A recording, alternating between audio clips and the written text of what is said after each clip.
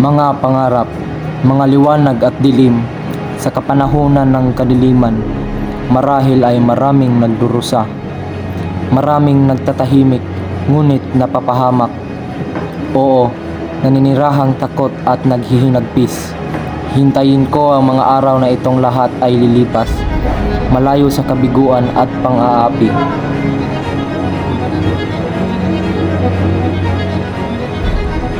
Kaya kayong mga kalaban ko, mga dayuhan,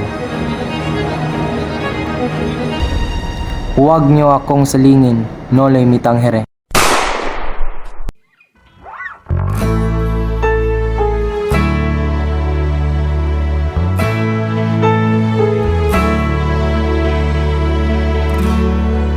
Kailan kaya matatapos ang gulo? Kasalukuyan ko ay nakakalito, umaasang malalampasan ko rin ito. Panoorin nyo balang araw, humanda kayo.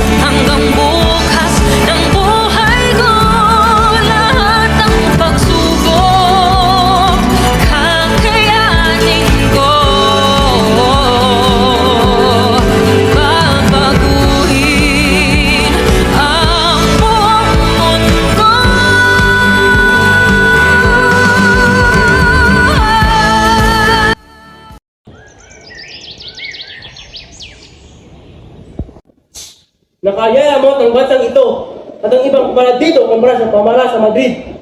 Ang masama pa, puro mga Indio nakatira. Ayaw ko talaga sa mga Indio. Pero ang puuntaan ako nagsilbi at nagtiis sa pagdildil ng kanin at saging sa bayan ng San Diego. Ngunit umalis ako ay ilang matanda at hermano terceros ang lamang nakatid sa akin. Kung walang utang na loob. Magdahan kayo pa din ang ano, pagkat nasa ilalim tayo ng bubong na isang Indio. Tama siya, Reverensya. Baka magandang si Kapitan Tiago. Huwag kayo maglala. Patagala hindi ituturing niya tago ang sarili niya bilang Indio. Walang layo na siya sa ganoong mga walang galang na tao. Sigurado naman kong hindi singsaklap ang nangyari sa inyo sa amin. Naku! Sigurado akong nagsayang ka naman ng pera sa pagpunta rito. Wala kayo ibang kakainin, kundi tinula sa mga handaan at matutulog na hindi asisiyahan. May Ginoo, ikinalulugi pakilala ang anak ng nasirang kaibigan si Don Rafael. Sino kaya ang bisitang kasama ni Don Tiago? Siya si Juan Crisostomo Ibarra. Galing siya ng Europa. Sinundo ko siya sa kanyang paglalakbay. Kinalulugod ko po kayong makilala. Papa, Padre Damas, pura ng San Diego. Kinagkakala ko makita mo yung matalik na kaibigan ng aking anak.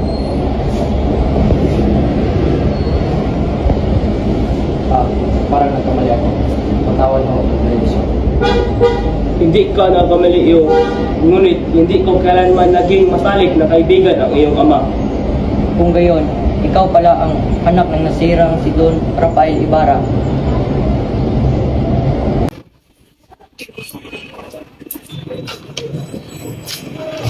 Marpitin yung gagawin ng nobisyon sa Alemania.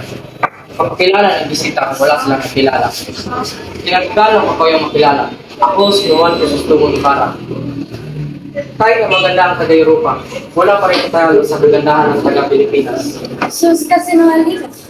Marami kayo dala mo rin tiyong tinulit na sa ibang bansa.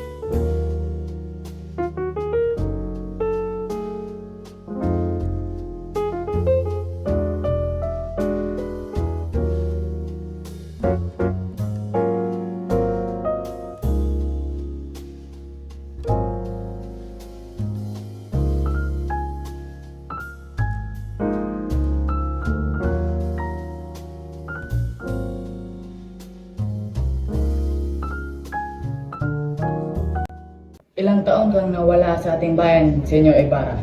7 taon na po, Ginoo. Sa iyong 7 taon sa Europa, malamang nakalimutan mo na ang iyong bayan. Ang totoo po niyan ay parang tila ang aking bayan ay nakalimot sa akin. Palagi kong iniisip ang aking bayan kahit ay malayo ako. Totoo ba yan, hombre? Opo, Doña Victorina. Hindi ko nakalimutan ang aking bayan kahit kailan. Sa mga bansa na puntahan mo, ano ang pinakamanda at tumatak sa iyong isipan? Patawarin mo ako, Ginoo.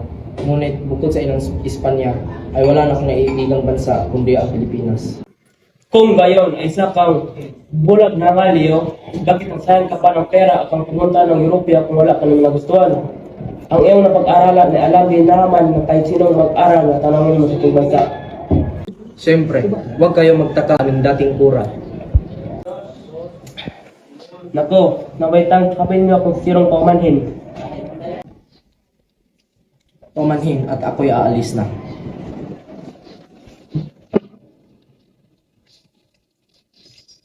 Nakita ninyo, minsan ay napakasama ng nagiging bunga ng napadala ng inyong anak sa ibang bansa upang mag-aral. Lumalaki ang kanilang ulo at itinuturing ng sarili na mas mataas. Nawawalan sa kanilang galang.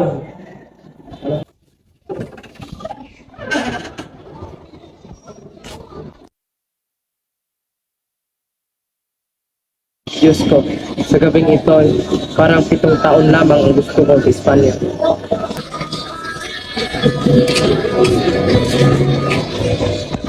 Binata, mag-ingat ka sa iyong mga kaaway. Ang nangyari sa iyong ama ay dapat maging aral sa inyo. Ipagpatawad niyo sa wari ko'y naging mahal sa inyo, ang aking ama. Ngunit sa aking pagkakabate ay wala ako kahit ang aking ama na ang mga lihim kaaway. Madalas, ang sobrang kapanatag ay nagdadala sa atin sa ilang kapamakan. Hanggang sa huling hininga ng iyong ama na si Don Rafael ay hindi siya nakapaniwala na mayroon pala siyang nagtatagong mga kaaway. Ngayon ay alam ko na ang dahilan kung bakit si Kapitan Tiago ay nag-aalang na magsabi sa akin ng mga nangyari sa aking ama. Ngunit, bakit siya nakulong sa pilitan? Ano ang naging kasalanan niya? Ang tanging kasalanan niya ay dahil siya ang pinakamayamang tao sa buong San Diego. Ngunit huwag kayong mag-alala. Ang mabulok sa bilangguan sa bansang ito ay maituturing na kabayanihan.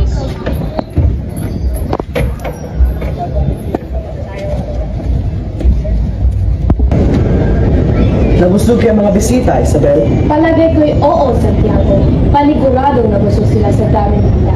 Nakakalungkot lamang at kinailangan ka agad umalis ni Ibarra sa gitna ng kasiyahan. O siya, maiwan ko muna kayo mag-ama at may gagawin pa ko sa kusina.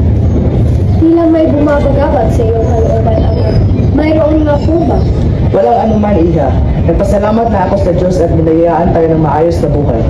Ngunit sa wari ko'y, sana masaya tayo kung ang iyong ina ay hindi kaagad nawala sa atin ng maaga.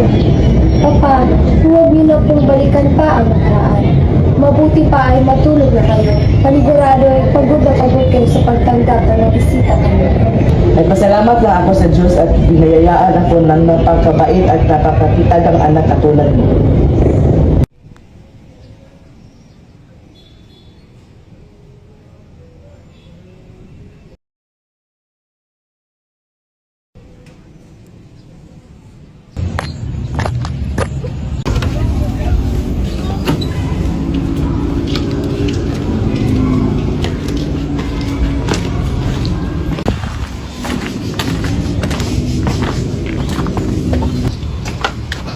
Magandang araw po, Ate Isabel. Nais ko po sana makiusap si Maria Clara. Ay, nandiyan siya sa loob. Halika, pumasok ka.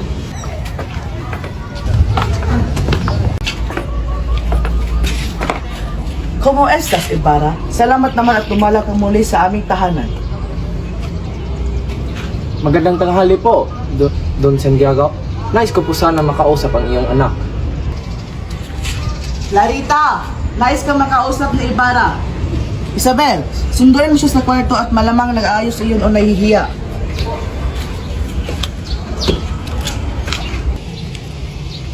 Oh, ayan na siya. Maaari na kayo mag-uusap sa Sophia. Kailangan mo ba na maiinom, Ibarra? Gracias, Senyor. Ngunit hindi na ako kailangan.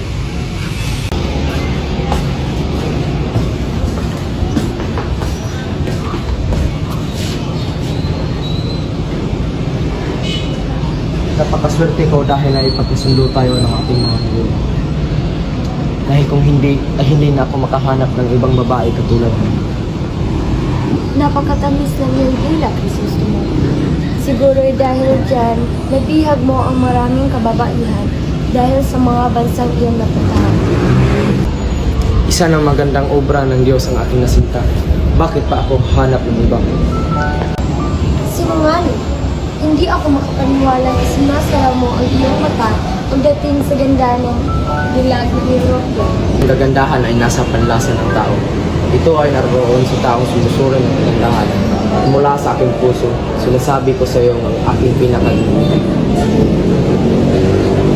Patawad aking sinta. Ngunit kailangan ko nang lisanin ang iyong piling. Bukas ay Todos los Santos.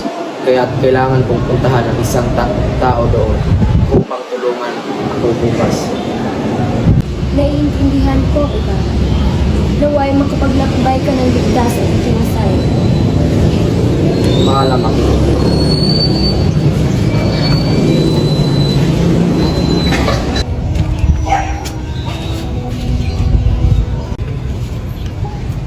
Magandang umaga ho, Reverensya. Magandang umaga rin, Isabel Maria Clara. Mukhang may pupuntahan kayo ha. Sana yung tungo. Pupunta lang po kami sa Beaterio, Padre. Kukunin ko lamang ang aking mga natirang gamit. Sige, bueno. Kakausapin ko lamang ang iyong ama. Naway ligtas kayo makapaglakbay. Muchas gracias, Padre. Tingnan lamang natin kung sino ang masunod sa atin.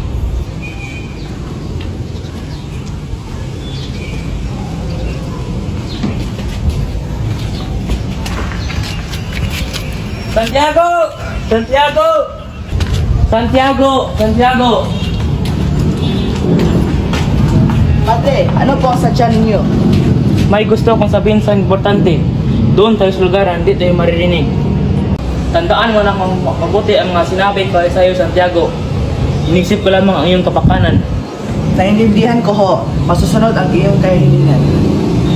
Sige, bueno, aalis na ako. Sinabi na nga ba at kailangan ko rin ang sunod.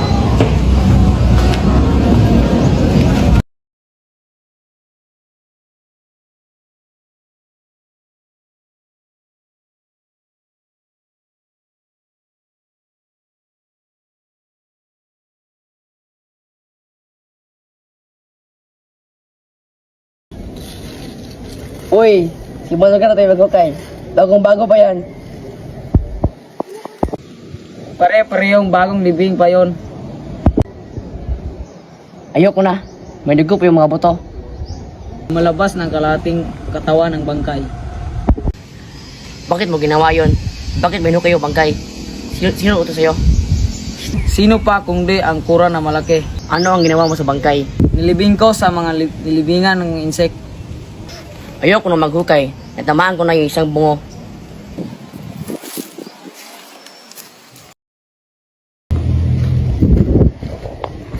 Alam mo ba ang puntod ng aking ama? Opo, senyorito. Tinalaman ko ito lang. Wala mga anak ko.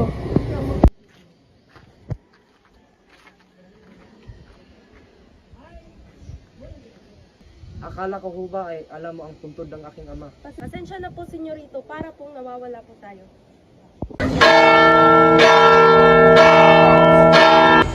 Miss Queen, ilahin mo mabuti yung tali.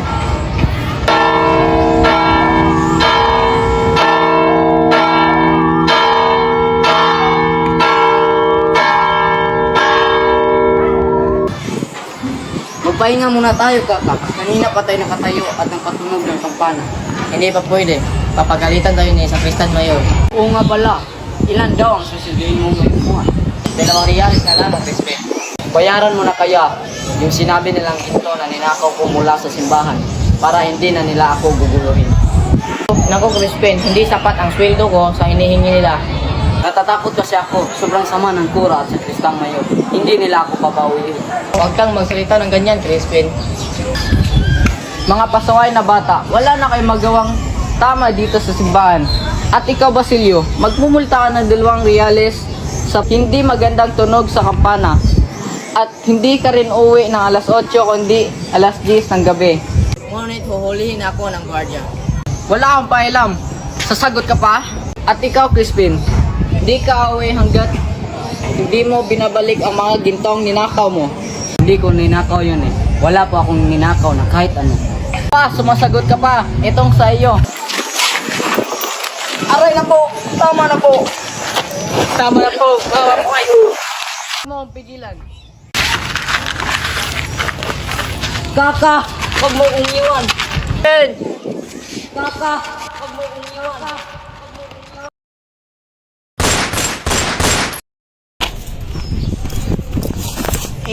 Ina, buksan po niya yung pinto. Nangyari sa'yo, Basilio? Huwag kayong mag-aalala, ina. Naiwan? At siya ba'y buhay pa? Ako po'y tumakas sa kumbento at ako yung pinuputukan sa aking noo. Mga walang puso talaga ang mga gwardiya sibil?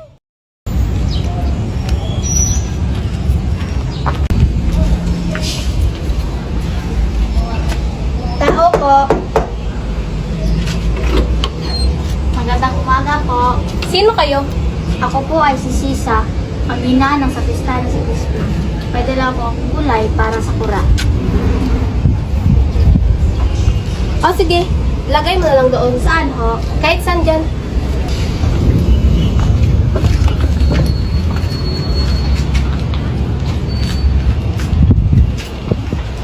Nais ko sanang makausap ang kura. Di maaari, may sakit ang kura.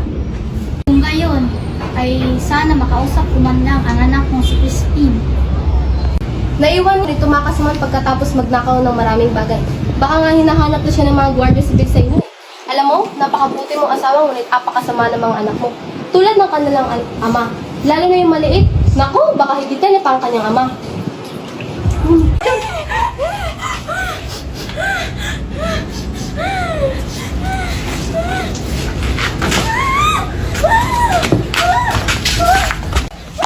Hindi ka ba nakakaintindi? May sakit ang kura. Hala, doon ka umiyak sa lansangan.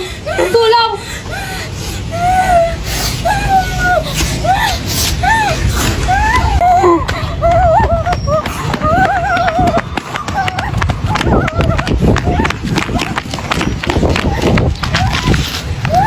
Diyos ko! Huwag mo bububayaan ang anak ko!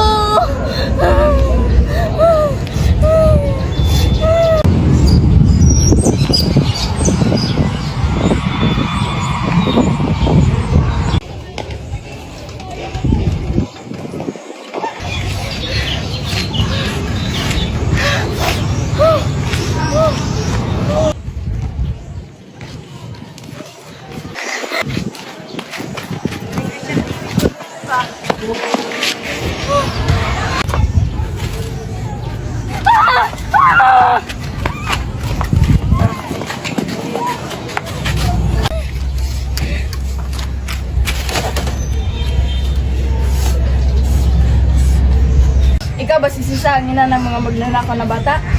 Opo, ako si Sisa. Pero hindi magnanakaw ang mga anak ko. Huwag ka na magmaang-maangan pa! Ilabas mo ang iyong mga anak! Nakatakas ang nakakatandang anak mo! Nasaan ang mas bata? Hindi ko alam. Dahil simula kahapon, hindi pa siya umuwi. Ngayon na ikaw yung sasama namin. Hindi ka makalabas ng kwartel hanggat hindi mo itinuturo ang mga anak mo. Wag! Wag!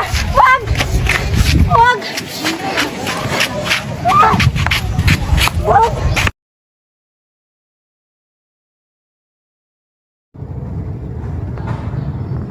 Senyor, may gusto pong kumausap sa inyo sa labas.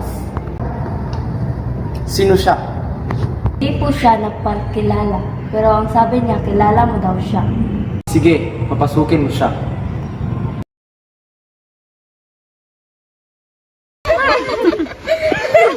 Baka nakakabulabog kayo sa mga natutulog. Huwag kayong maingay. Hindi ganyan ang mga dalagang Pilipina nung kapanahonan namin.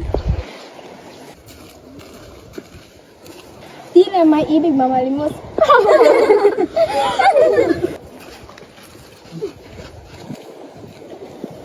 Hindi kaya umulan?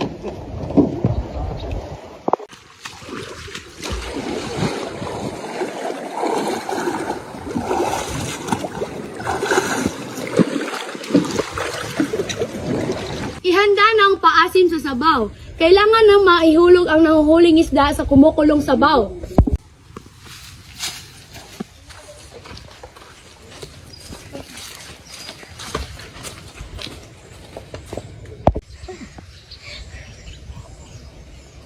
Victoria, maaari mo bang awitin ang kundiman ng pinag-iisang dibdib?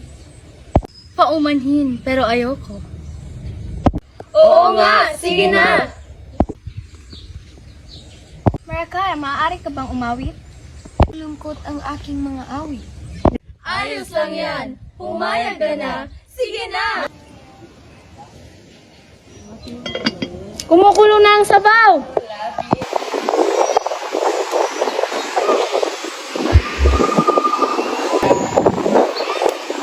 Vamos magcantar ikaw!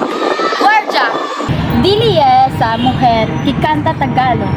Él no me entiende, no hace falta ser español. Baila, baila, baila, baila.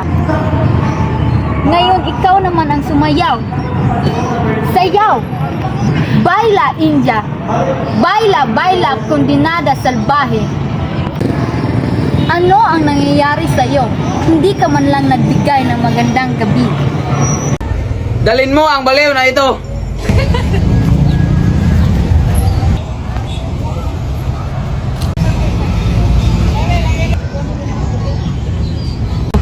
Bakit ganun ka matingin? Naiinggit ka ba? Ikaw? Kinainggitan ko? Ah, kinainggitan ko pala ang inyong kulot. At sa sobra kong sopistikadong tao, walang nakakapasok na alperes sa aming bahay, kundi naghihintay lamang sa aming pintuan. Aba, ekselentissima Senyora Puput. Hindi nga nakakapasok ang mga alperes, kundi ang mga pilakyod tulad ng iyong asawa. Aba, talagang ginagalit mo ko ah. Walang hiyang probinsyana. Damandara ka lang naman noong napikot mo ang iyong asawa. Gusto mo ba ng gulo? Sige, pagbibigyan kita, Senyora Gusera.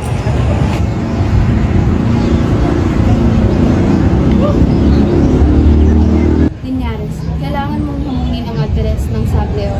Bakit, Doña Victorina? Anong nangyari? Dahil siya at ang kinitan niya ay nilibang kami at responsibilidad mong pagtanggol kami. Kung hindi ay malalaman nila ang tunay mo pagkatao. Kung gayon, ano ang gusto mo mangyari, Kuya?